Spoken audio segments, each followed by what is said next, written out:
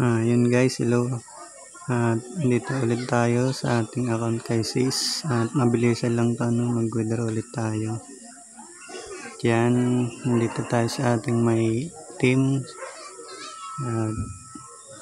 Makikita nyo 580 yung balance natin. Bago tayo mag-withdraw, balik tayo dito sa may teams natin. Dito natin makikita yung commission available yan. Click natin yung receive. 1,155. Balik tayo sa dashboard.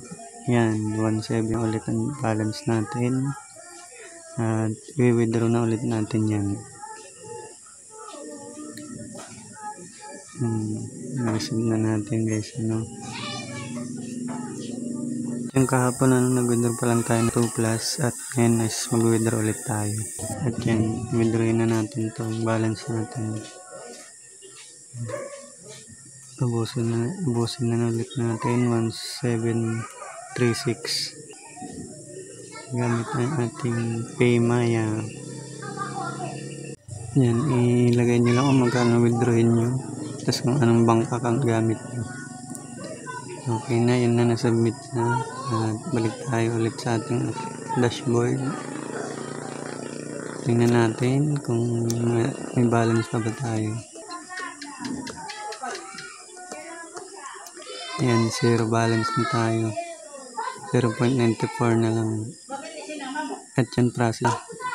Hintayin na lang natin yung account. Yung ating habang naghihintay tayo na pumasok sa ating Maya natin withdraw, papakita ko muna sa inyo ang mga product ng season at yan.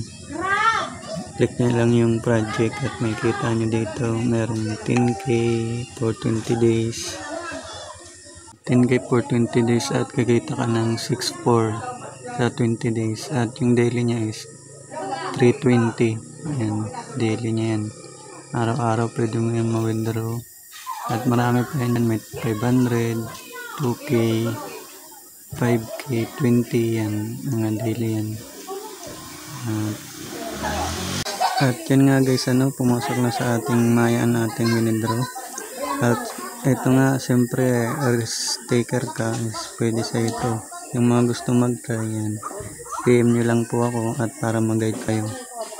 Pero siyempre hindi natin alam kung hanggang kailan ito magtatagal. At hanggang ngayon pa naman is okay pa naman siya. Yan, nasa 6 months na rin ako dito sa SIS. Nag-start ako noong October at yan naman is okay naman siya, lagi naman tayong nakaka-withdraw. Yun lang guys, thank you.